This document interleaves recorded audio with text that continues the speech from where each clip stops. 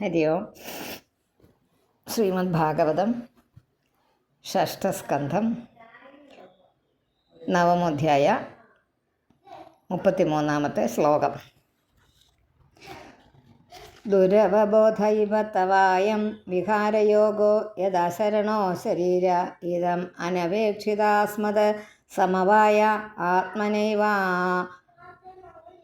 ആത്മനൈവാവിക്രിയമാണേന സഗുണം അഗുണ സൃജസി പാസി ഹരസി. ഗദ്യഭാഗമാണ്. ദുരവബോധ ഇവ തവ ആയം എന്താ ദുരവബോധ ഇവ തവ ആയം വിഹാരയോഗോ യഥാ ശരണോ ശരീര ഇതമനപേക്ഷിത അസ്മത് സമവായ ആത്മനൈവാവിക്രിയമാണേന സഗുണം അഗുണ സൃജസി പാസി ഹരസി. തവ അയം വിഹാരയോഗ.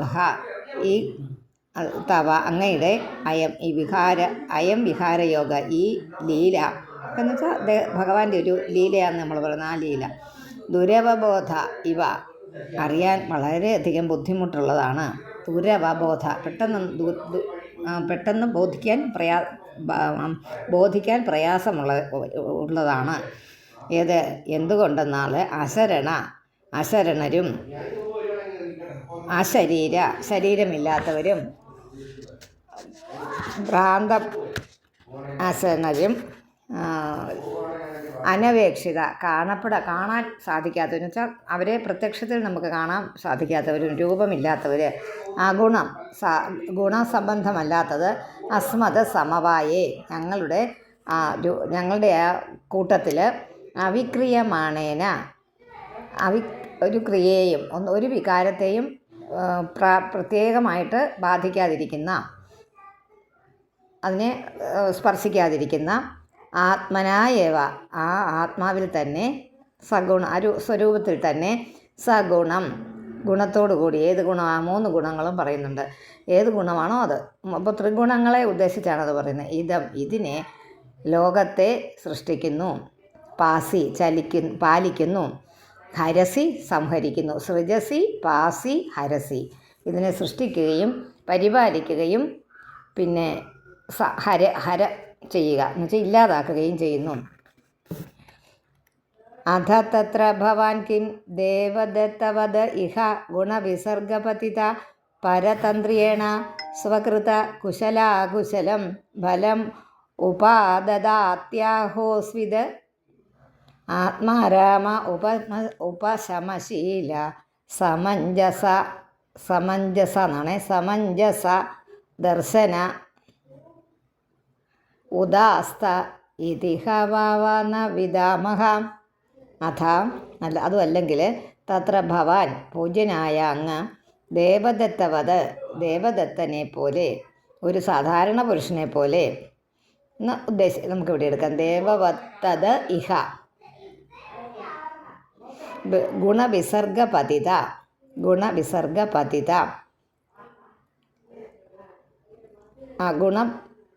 ത്രിഗുണങ്ങളും ഉള്ളതായ ശരീരത്തിൽ എത്തപ്പെട്ടവനായിട്ട് പാരതന്ത്ര്യം കൊണ്ട്, പരാധീനത കൊണ്ട്, നമ്മൾ പറയാം അതെൻ്റെ പരാധീനതയാണ്, എനിക്ക് വേറെ ഒരാളെ ആശ്രയിക്കേണ്ടി വരുന്നതുകൊണ്ടാണ്. പാരതന്ത്ര്യം കൊണ്ട് സ്വകൃത, സ്വന്തമായിട്ട് ചെയ്യപ്പെട്ട അകുശല ഫലം, അകുശലവും എന്ന് വെച്ചാൽ പാപവും പുണ്യവും രണ്ടും ഒരുപോലെ തന്നെ. കർമ്മഫലത്തെ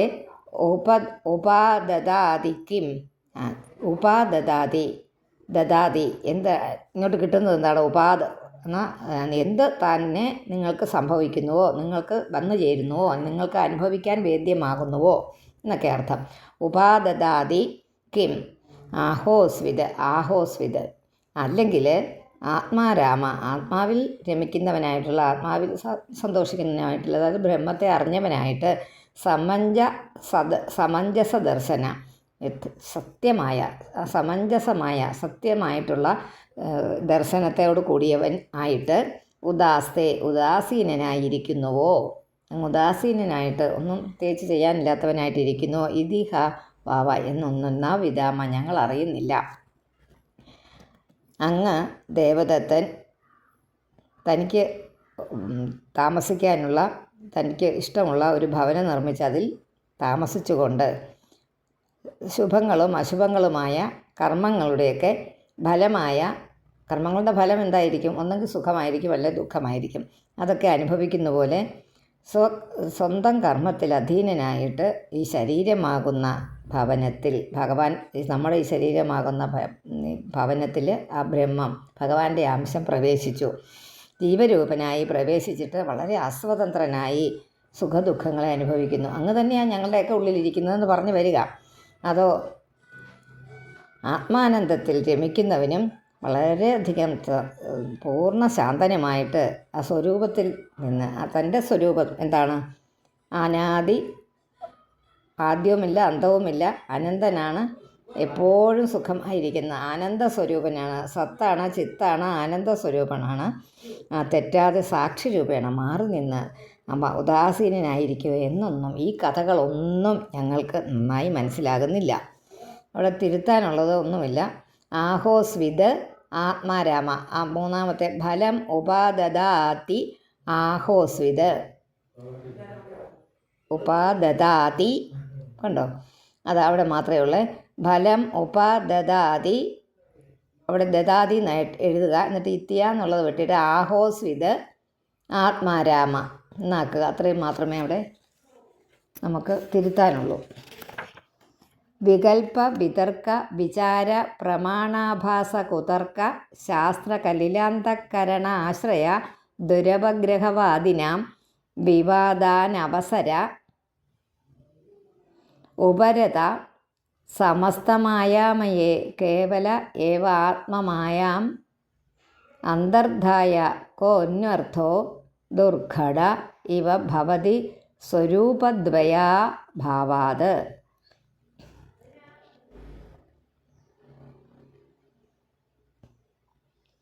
വികൽപ്പ വിതർക്ക വിചാര, അതൊക്കെ കോമായിട്ടാണ്. വികൽപ്പ വിതർക്ക വിചാര പ്രമാണാഭാസ, അവിടെ കോമ ഇടുക. പിന്നെ കുതർക്ക ശാസ്ത്ര കലില അന്ത കരണാശ്രയത്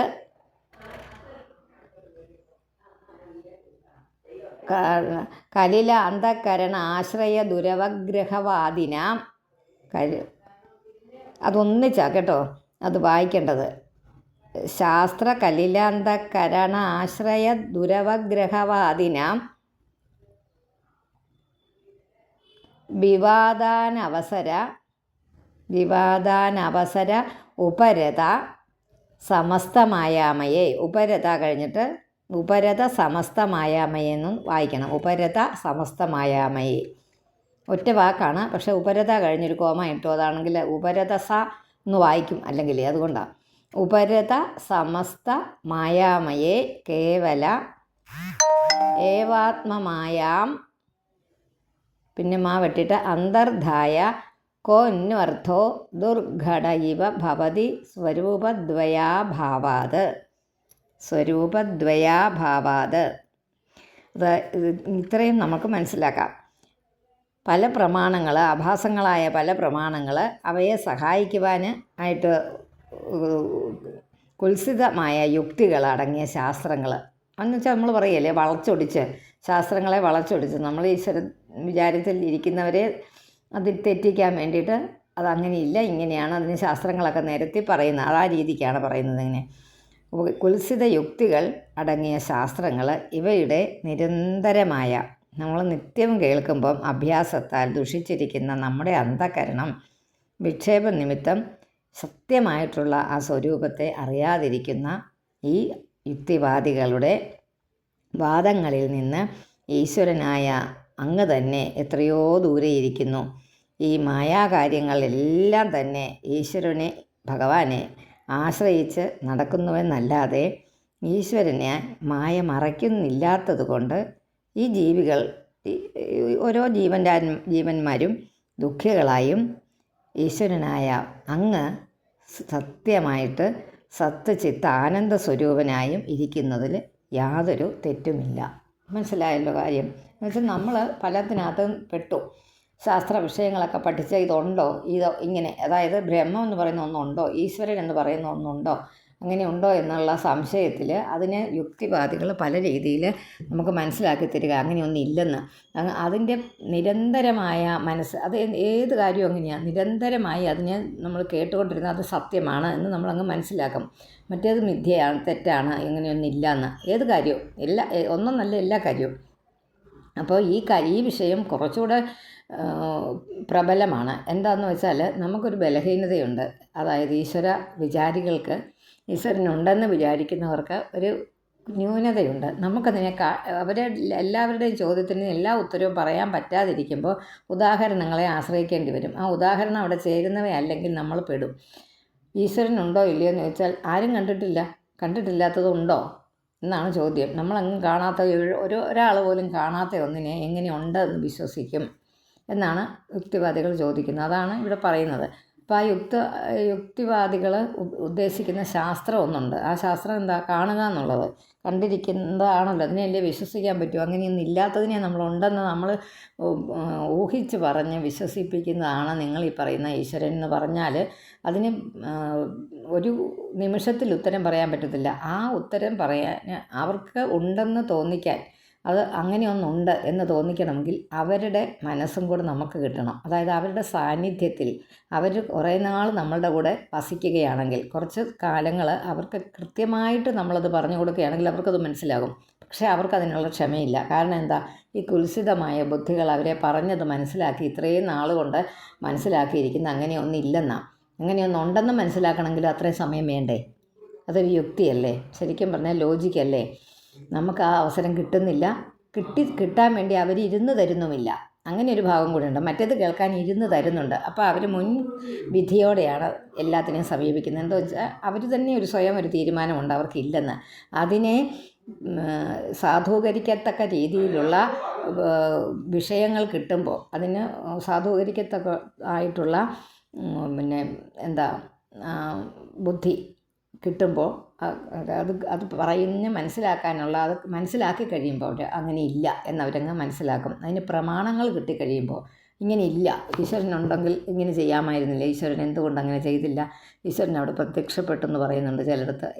നിങ്ങളുടെ അടുത്ത് തന്നെ പ്രത്യക്ഷപ്പെടാത്തത് നിങ്ങൾ കണ്ട രൂപം എന്താണ്? ഈശ്വരൻ്റെ രൂപം ഇതൊന്നുമില്ലാത്ത ഉണ്ടെന്നെങ്ങനെ നമ്മൾ കരുതും എന്ന് ചോദിക്കുമ്പം നമുക്കത് പറഞ്ഞു കൊടുക്കണമെങ്കിൽ അവർ നമുക്ക് സമയം തരണം.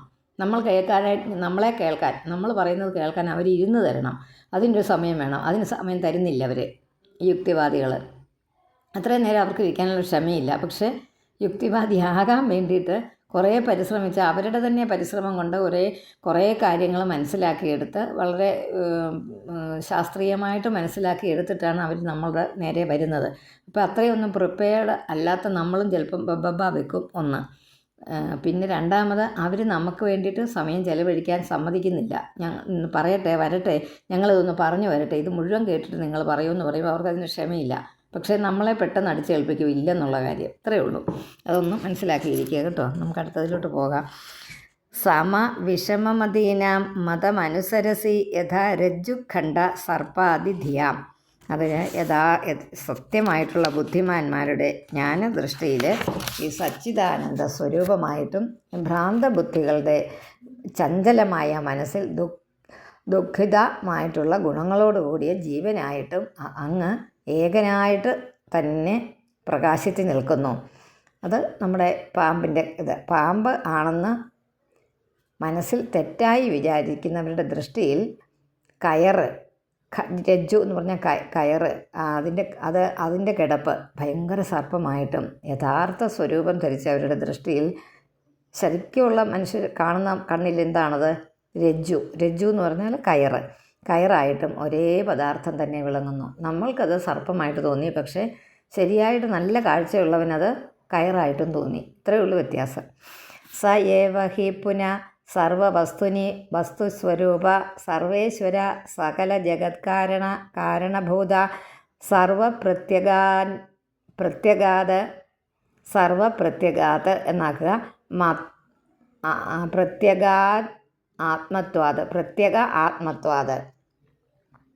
പ്രത്യഗാത്മത്വാത് സർവത്തിലും അന്തര്യാമിയായിരുന്നു കൊണ്ട് സകല പ്രത്യഗാത്മത്വാത് ഒന്നിച്ച് വായിച്ചാൽ മതിയേ.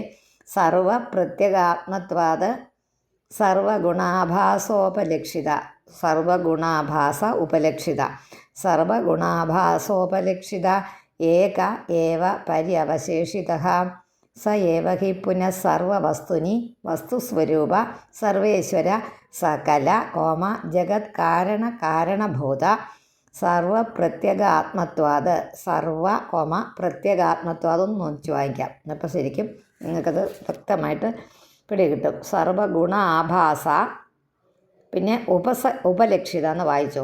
ഏക ഏവ പര്യവശേഷിത, എല്ലാ വസ്തുക്കളിലും സത്യസ്വരൂപത്തിൽ വിളങ്ങുന്നവനും ഈ സകലമായ ഈരേഴ് ലോകങ്ങളുടെയും സകല ലോകങ്ങളുടെയും കാരണങ്ങളായിരിക്കുന്ന മഹത്തത്വം, അതൊക്കെ നമ്മൾ പണ്ട് കേട്ടിട്ടുള്ളതാണ്.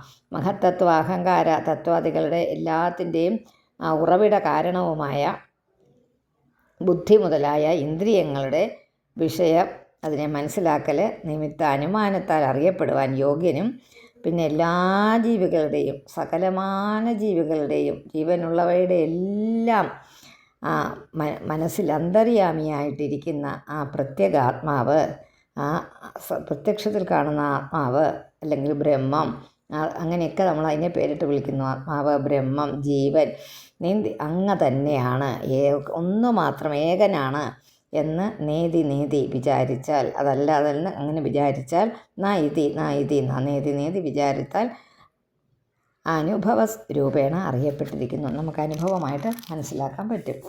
ഇനിയും ഒരു ഗദ്യഭാഗമാണ്.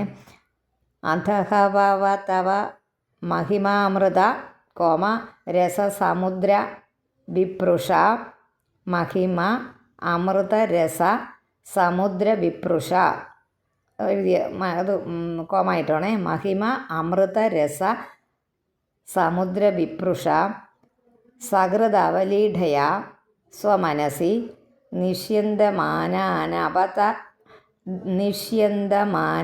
അനവരത നിഷ്യന്തമാന കോമ ഇടുക. നിഷ്യന്തമാന നീട്ടങ്ങ് വെട്ടിക്കളഞ്ഞിട്ട് അവിടെ അനവരത സുഖേന വിസ്മാരിത ദൃഷ്ട ശ്രുതവിഷയ സുഖലേശാഭാസ പരമഭാഗവത ഏകാന്തിനോ ഭഗവതി സർവഭൂത പ്രിയസുഹൃതി സർവാത്മനി നിരന്തരം നിർവൃത മനസഃ കഥമോ ഹവാ ഏതേ മധുമഥന പുനഃസ്വാർത്ഥകുശല ഹി ആത്മപ്രിയസുഹൃദ സാധവ നാക്കിക്കോ, എന്നിട്ട് വെട്ടിക്കളഞ്ഞിട്ട് ത്വച്ചരണാംബുജാനുസേവാം വിസൃജന്തി ന യത്ര പുനരയം സംസാര പര്യാവർത്തഃ. എല്ലാം തിരുത്തി പറഞ്ഞ് ഒരു ചെറിയ രത്ന ചുരുക്കം പറഞ്ഞാൽ മതി. അതുകൊണ്ട് തന്നെ മധുമഥന എന്നാണ് ഇവിടെ വിളിച്ചിരിക്കുന്ന ഭഗവാനെ. മധു എന്ന അസുരനെ മഥിച്ചവനെ. അങ്ങയുടെ മഹിമയാകുന്ന ആ അമൃതരസ സമുദ്രത്തിലെ ഒരു കുഞ്ഞു കണികയായിട്ട് അത് ആസ്വദിക്കയാൽ ഞാനൊന്ന് ആസ്വദിച്ചിട്ടുണ്ട്. മനസ്സിൽ അതിശയേന നിരന്തരമായിട്ട് ഒഴുകിക്കൊണ്ടിരിക്കുന്ന ആനന്ദം ഇത്തിരിയേ ഒന്ന് കുടിച്ചുള്ളൂ. അങ്ങയുടെ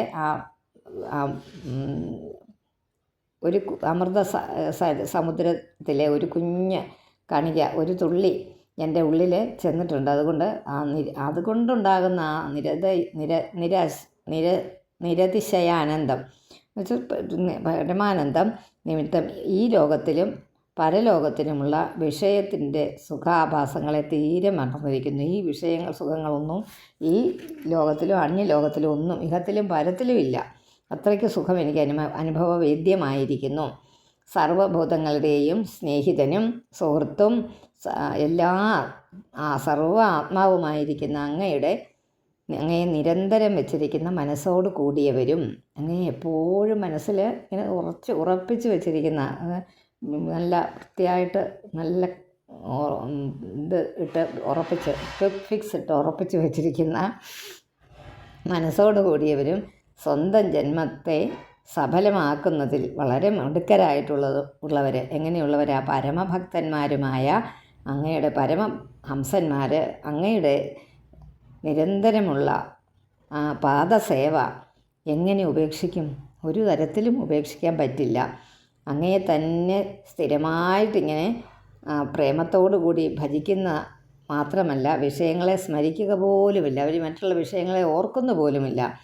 ആ പദ്മങ്ങളെ നിരന്തരം സേവിക്കുന്നവർ രണ്ടാമത് ഈ മാർഗത്തിലേക്ക്, അതായത് ജീവൻ മൃത്യു നടക്കുന്ന ഈ സംസാരത്തിലേക്ക്, നമ്മുടെ ഈ ലോകത്തിലേക്ക് മടങ്ങി വരുന്നേയില്ല, അങ്ങയിൽ തന്നെ ലയിച്ച് ചേരും. ഇത്രയേ ഉള്ളൂ. ത്രിഭുവനാത്മഭവന ത്രിവിക്രമ ത്രിനയന ത്രിലോക മനോഹരാനുഭാവ തവ ഇവ വിഭൂതയോ ദിദിജ ധനുജ ആദയശ്ചാപി ധനുജ ആദയശ്ചാപി തേഷാം അനുപക്രമ അവിടെ കോമായിട്ടോ സമയോയമിതി സ്വാത്മമായയ സുര നര മൃഗ മിശ്രിത, എല്ലാത്തിനും കോമ ഇടണം, നല്ല നിങ്ങൾ വായിക്കത്തുള്ളൂ. സുരന മൃഗ അല്ല, സുര നര, സുര കഴിഞ്ഞ് കോമ, നര കഴിഞ്ഞ് കോമ, മൃഗ കഴിഞ്ഞ് കോമ, പിന്നെ മിശ്രിത ജലചരാകൃതിഭിർ അവിടെ കോമ യഥാപരാധം ജലചരാകൃതിഭിർ കോമ യഥാപരാധം ദണ്ഡധര ദധർത്ഥ ഏവമേനമപി ഭഗവൻ ജഹി ത്വാശ്രമുത യതി മന്യസേ. ഇങ്ങനെ സ്തുതിച്ച് കഴിഞ്ഞപ്പോൾ അങ്ങ് ആ പ്രാർത്ഥനയെ അറിയിക്കുന്നു. ഞങ്ങളുടെ പ്രാർത്ഥന ഇതാണെന്ന്. 3 ലോകമാകുന്ന സ്വരൂപത്തോടും 3 ലോകങ്ങളുടെ വാസസ്ഥാനങ്ങളോടും കൂടിയിരിക്കുന്ന ദേവ, അങ്ങ് ഭഗവാനെ വിളിക്കുന്ന ഈ 3 അടി കൊണ്ട് 3 ലോകങ്ങളെയും കീഴടക്കിയ ഭഗവൻ, അല്ലെ ആ ഭഗവാന്റെ മഹിമയെ വർണ്ണിച്ചുകൊണ്ട് ഭഗവാനെ അഭിസംബോധന ചെയ്യുക. 3 വാസസ്ഥാനങ്ങളോട് കൂടിയവനാണ്, 3 ലോകത്തെയും ഒറ്റ അടിക്ക് അളന്നവനാണ്, പിന്നെ 3 ലോകങ്ങളുടെയും പാലകനാണ്, 3 ലോകങ്ങളെയും സന്തോഷിപ്പിക്കുന്നവനാണ്. അവരോട് അനുഭാവത്തോടു കൂടിയ അല്ലയോ പ്രഭോ, ദൈത്യന്മാരും ധനുജന്മാരും അങ്ങനെ എന്ന് വേണ്ട സർവരും ഭഗവാന്റെ അംശബോധന്മാർ തന്നെയാണ്. അതറിയാമല്ലോ, എല്ലാം ഭഗവാനായപ്പം അസുരന്മാരും ഭഗവാൻ തന്നെയല്ലേ? അതെ, എല്ലാവരിലും അനുഗ്രഹം ചെയ്യുന്നവൻ തന്നെ ആണ് നിൻ തിരുവടിയെങ്കിലും ദൈത്യാദികൾ ലോകങ്ങളെ ആക്രമിക്കുമ്പോൾ ദൈത്യന്മാർ അസുരന്മാർ ഞങ്ങളുടെ ലോകത്തെ ബുദ്ധിമുട്ടിക്കുമ്പോൾ അതിനുള്ള സമയം അടുത്തിട്ടില്ലെന്ന വിചാരത്തോടു കൂടി അങ്ങ് സ്വന്തം ഇച്ഛയാൽ മായാവിലാസത്താൽ പലതരത്തിൽ അവതാരമെടുത്തു. വാമനൻ, ശ്രീരാമൻ, നരസിംഹം, മത്സ്യം, കൂർമ്മം ഈ മുതലായ ആകൃതികളൊക്കെ ധരിച്ച് അങ്ങ് ഈ ലോകത്തിന് ഉപദ്രവകാരികളായിരിക്കുന്ന അവരെ, ആ ദൈത്യന്മാരെ, അവരുടെ തെറ്റുകളെ മനസ്സിലാക്കിയിട്ട് അവർക്ക് വേണ്ട ശിക്ഷ കൊടുത്തിരുന്നുവല്ലോ. അങ്ങനെയുള്ള ശിക്ഷ ചെയ്യുന്നവനെ ദണ്ഡധര എന്ന് വെച്ചാൽ കയ്യിൽ വടി പിടിച്ച് നിൽക്കുന്നവന് ദണ്ഡിക്കുക എന്ന് പറഞ്ഞാൽ ശിക്ഷിക്കുക. അപ്പോൾ ഞങ്ങളെ ദ്രോഹിക്കുന്ന ഈ വൃത്രാസുരനെയും അങ്ങ് സംഹരിച്ച് ലോകത്തെ രക്ഷിക്കേണ്ടതല്ലേ? കാരുണ്യം അങ്ങയ്ക്കുണ്ടെന്ന് വരികിൽ അവനെ ഒന്ന് സംഹരിച്ച് കിട്ടിയാൽ കൊള്ളാമായിരുന്നു, ഈ വൃത്രാസുരനെ. അസ്മാകം താവകാനാം തവ നതാനാം താതാമഹ തവ ചരണനളിന യുഗള ധ്യാനാനുബദ്ധ ഹൃദയ നിഗടാനാം സ്വലിംഗ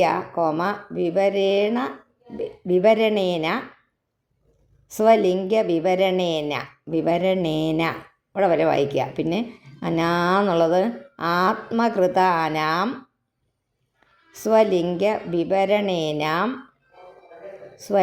വിവരണേനാം ആത്മകൃതാനാം അനുകമ്പാനുരഞ്ജിത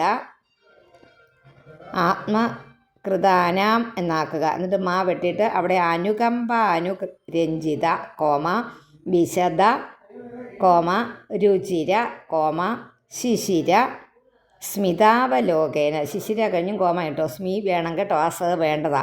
സ്മിതാവലോകേന വിഗളിത മധുരമുഖരസാമൃത, വിഗളിത കോമ ഇട്ടിട്ട് മധുരമുഖരസാമൃത കലയ, വിഗളിത മധുരമുഖ നായിക്കോ. എന്നിട്ട് വിഗളിത മധുരമുഖ, വിഗളിത മധുരമുഖ രസാമൃത കലയാ ചാന്തസ്താപം ചാന്തസ്താപം ഒന്ന് ചോദിച്ചാൽ മതി. ചാന്തസ്താപം പിന്നെ മാ വെട്ടുക. അനഘാർഹസി ശമയിതും. എല്ലാം എഴുതിയില്ലേ? ഒന്നുകൂടെ എല്ലാം കേട്ടിട്ട് എഴുതുക. അല്ലയോ താതാ പിതാമഹ എന്നൊക്കെ വിളിക്കുക ഭഗവാനെ. അങ്ങയുടെ ഭഗവാന്റെ പാദങ്ങളിൽ നിരന്തരം ധ്യാനിക്കുന്നത് കൊണ്ട് ഞങ്ങളുടെ എല്ലാം മനസ്സ് അങ്ങയിൽ തന്നെയാണ്. അത് അറിഞ്ഞിട്ട് തന്നെയാകുന്നു അങ്ങയുടെ ഈ പ്രാകൃത സ്വരൂപത്തെ ഞങ്ങൾക്ക് കാട്ടിത്തന്നത് അനുസരിച്ചിരിക്കുന്നതും.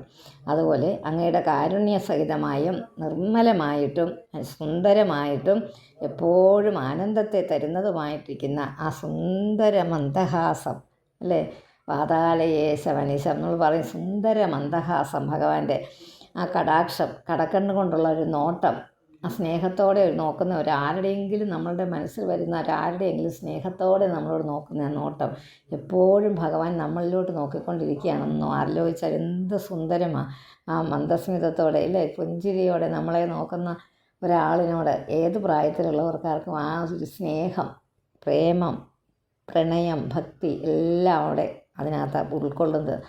ആ മന്ദഹാസത്തോടു കൂടിയ കടാക്ഷത്തോടു കൂടി പുറപ്പെടുന്ന അങ്ങയുടെ മനോഹര വചനത്തിൻ്റെ അമൃതത്താൽ, വചനാമൃതത്താൽ, അങ്ങയുടെ വാക്കുകളാകുന്ന അമൃതത്താൽ അങ്ങയുടെ പാദങ്ങളിൽ നമസ്കരിച്ചിരിക്കുന്ന ഞങ്ങളുടെ ഈ ദുഃഖത്തെ ഒന്ന് തീർത്തു തരുവാൻ അങ്ങ് ശരിക്കും അർഹനാണ്. അങ്ങ് മാത്രമേ അർഹനായിട്ടുള്ളൂ.